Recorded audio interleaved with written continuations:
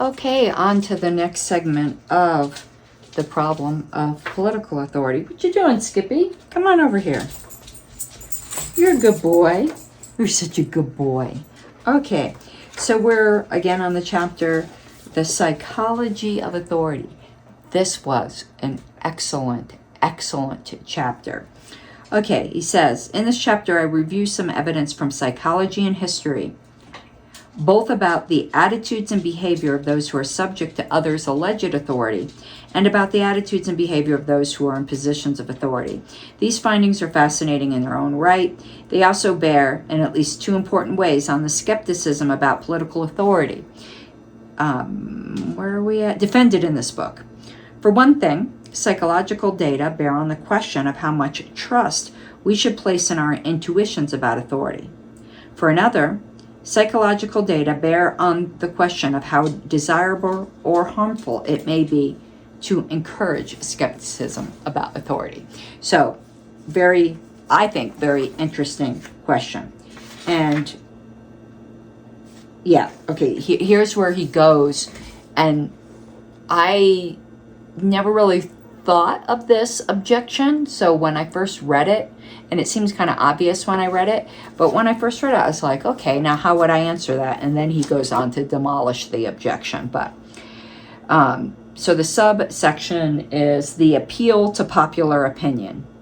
It says, other advocates of political authority suggest that anarchism should be rejected simply because it's too far out of the mainstream of political opinion. The belief in political obligations, writes George Klosko, is a basic feature of our political consciousness. He believes that we should accept common opinions as prima facie evidence in normative matters, particularly when philosophical opinion is divided. David Hume goes further. The general opinion of mankind has some authority in all cases, but in this of morals 'tis perfectly infallible.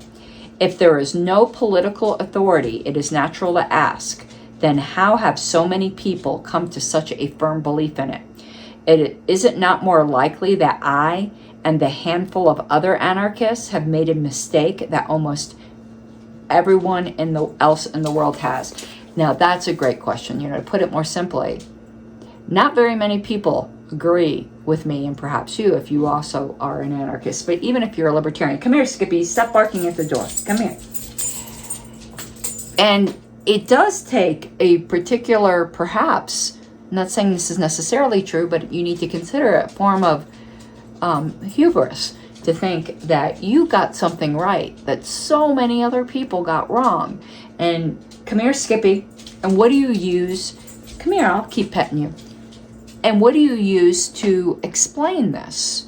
Other than you're just so much smarter than other people, or something like that. I mean, I think you see the weight of the objection. And I used to, this is a maxim when I was doing my theological work that I often used, which I used to say in general. And I did come to a position theologically, and that's why I had to examine this in a theological context, where I came to an extreme minority position on eschatology, and most Christians disagreed with me. So, I started from a presupposition that, come here, Skippy, stop growling, that theological novelty isn't a good thing. And if you think you've come up with something that nobody else has thought of, the chances are more likely than not that you're the one who's wrong. So I do feel the weight of this. Now, of course, even in the theological discussions, usually it wasn't that you came up with something that no one else had come up with, but it's usually something that is not popular. And you've got to have an awful strong weight of evidence to believe that, or a good explanation how it is that so many people are wrong. And I do think that applies here. And that did pull me up short because it resonated with arguments I'd made in the past in dealing with objections to my minority theological view. So let's continue to see how he answered this. I think it was great. I'm going to go let the dog out. So, he concludes the introduction part by saying, and I think we know this, that appeal to popular opinion is not in general fallacious. That actually, that's a good intuition. It says, as a rule, very firm and widespread beliefs should not lightly be set aside. Considerable reflection is thus required before we set aside the common belief in political authority. We must carefully examine the most prominent and promising theories of the source of authority, and he says, as we did earlier, we must also examine the likely sources of these beliefs about political authority. And he says that's the point of this chapter. Okay, then he goes into talking about the Milgram experiments. If you don't know what these are, I think most libertarians at least do. It was and I might botch this a little bit, but you'll remember. It was when volunteers were asked to come into a lab. Of course, some of these were set up, and there was somebody who was actually in on the thing.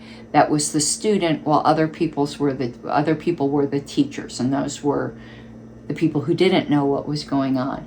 And the student would be asked certain questions or asked to perform certain things, and when they got it wrong, the teacher would administer an ever-increasing series of electrical shocks.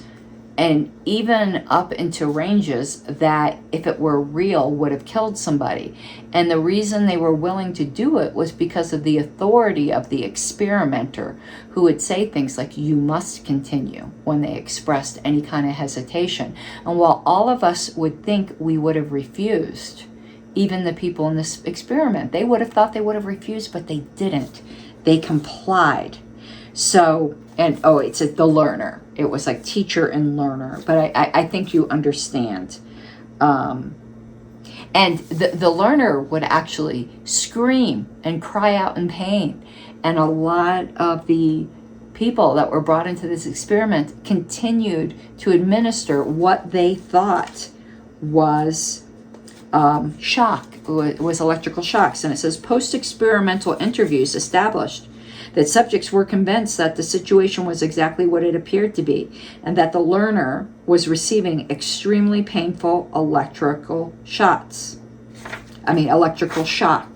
So he goes on to examine the results.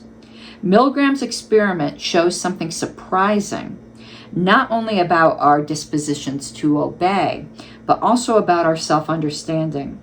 The predictions of psychiatrists, students, and lay people fell shockingly far from reality.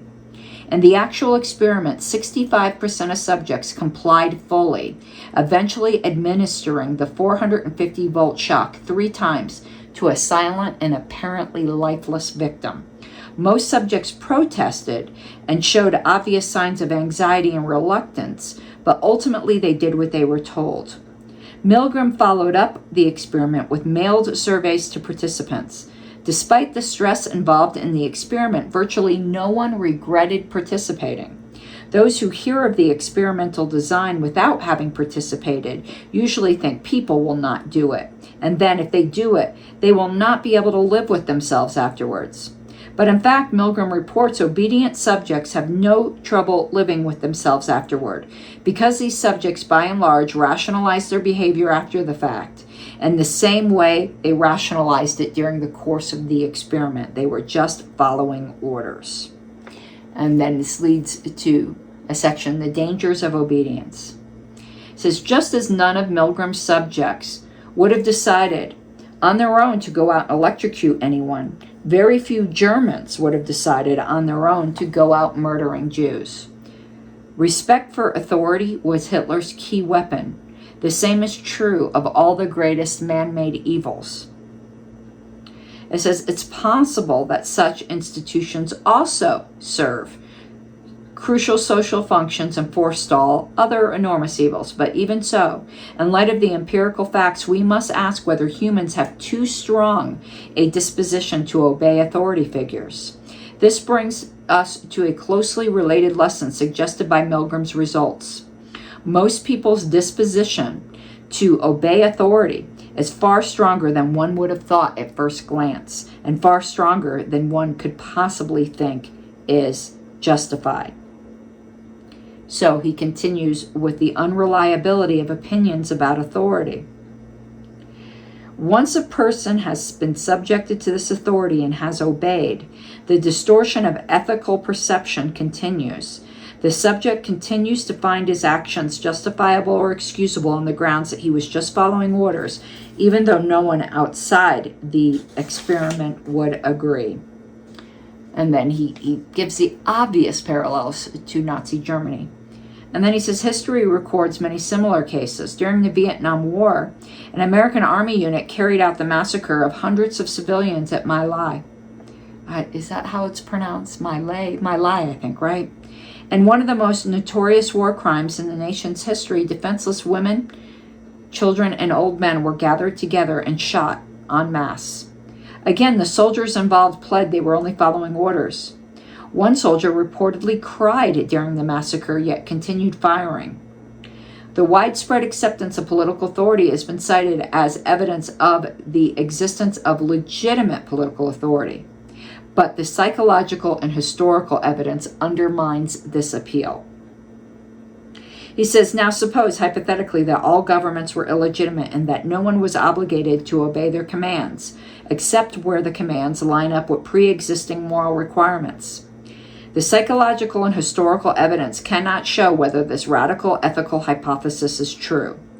But what the evidence does suggest is that if the hypothesis were true, it's quite likely that we would still, by and large, feel bound to obey our government.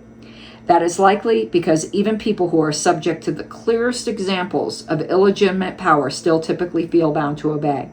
And if we felt this requirement to obey, it is likely that this would lead us to think and say that we were obligated to obey. And then, in the case of the more philosophically minded among us, to devise theories to explain why we have this obligation. Thus, the widespread belief in political authority does not provide strong evidence for the reality of political authority, since that belief can be explained as the product of systematic bias. And he talks, the next chapter is about cognitive dissonance. He says, most have paid very large amounts of money to the state in satisfaction of its taxation demands. How do we explain to ourselves why we obey? We could explain our behavior by citing fear of punishment, habit, the drive toward social conformity, or a general emotional drive to obey whoever holds power. But none of these explanations is emotionally satisfying. Much more pleasing is the explanation that we obey because we are conscientious and caring citizens, and thus we make great sacrifice to do our duty and serve our society. Philosophical accounts of political authority seem designed to bolster just that image. And he also says, it's very salient, the strong influence that the beliefs and attitudes of others around us have on our beliefs and attitudes. Social proof convinces us that what others believe must be true. Status quo bias convinces us that what our society practices must be good. Because what does this tell us about the belief in political authority? Government is an extremely prominent and fundamental feature of the structure of our society. We know that people tend to have a powerful bias in favor of the existing arrangements of their own societies. It therefore stands to reason that whether or not any governments were legitimate, most of us would have a strong tendency to believe that some governments are legitimate, especially our own, and others like it.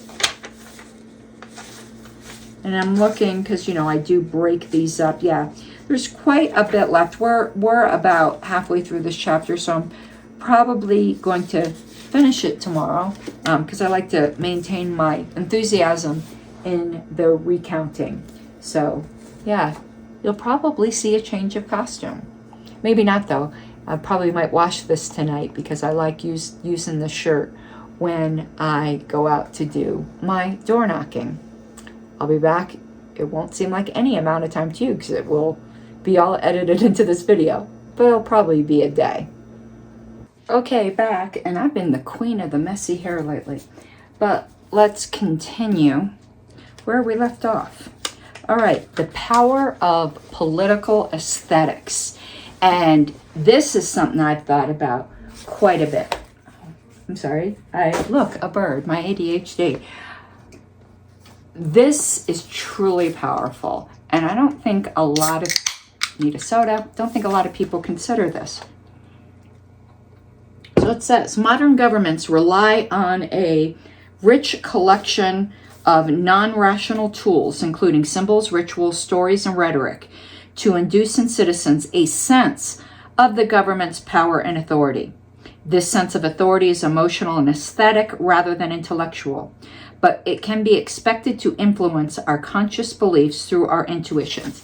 And it gives pictures like, he's from Colorado, so the Colorado State Capitol buildings, very majestic, a Colorado courtroom. And then it talks about like swearing in rituals. So the first section is rituals. And one example he gives is the swearing in of the president.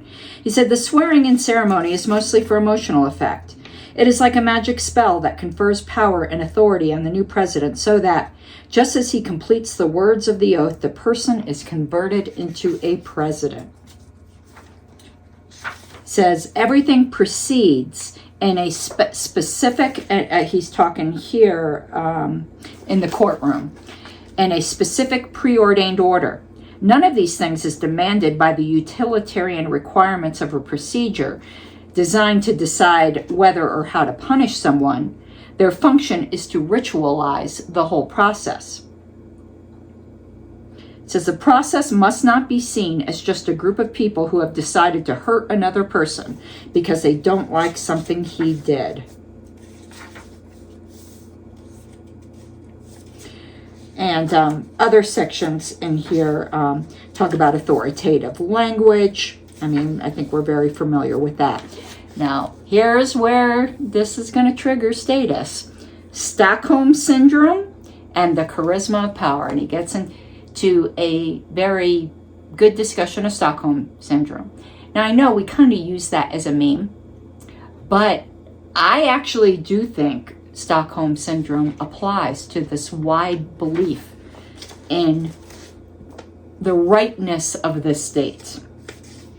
And we're all familiar with Stockholm Syndrome, so I don't think I need to explain that. But he says, are ordinary citizens prone to Stockholm Syndrome? Because normally this is dealing with like a kidnapping situation. It says, are citizens, but what's also interesting, I don't think he ties it in too much here, but he does note that Stockholm Syndrome goes both ways, that the captors also become emotionally connected to their victims. But it says, are ordinary citizens prone to Stockholm Syndrome? Are citizens of well-established governments susceptible to Stockholm Syndrome? Consider the 5 conditions. And he gives the 5 conditions for Stockholm Syndrome to occur. 1, the aggressor poses a credible and serious threat to the victim. 2, the victim perceives himself as unable to escape. 3, the victim is unable to overpower the aggressor or to effectively defend himself against the aggressor. 4, the victim perceives some kindness from the aggressor, even if only in the form of lack of abuse. And 5, the victim is isolated from the outside world. And he says all of these are fulfilled in the state. The one that might seem the least likely is the isolation from the outside world, but he says, in the case of citizens of a modern nation state, perhaps the outside world consists of foreign countries. So he says, due to the Stockholm dynamic, power has a self-legitimizing tendency. Once it becomes sufficiently entrenched, power is perceived as authority.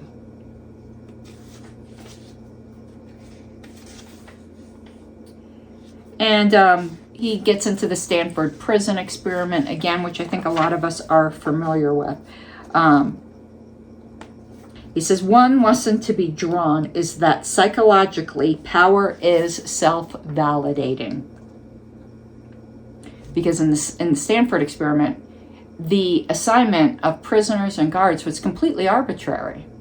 It says, conclusion, anatomy of an illusion. Standard intuitions about authority are not to be trusted. I do not believe that many who accept political authority have all made this mistake by chance. I believe that there are specific features of the human mind and of the situation most people find themselves in that contribute to a moral illusion of authority. Now, well, let me make this comment. Well, I'll make it and then we'll see if he addresses it, because it's been a little bit since I read this chapter. We still do, the pressing question when we started this is, how can we think we're correct when so many people disagree with us?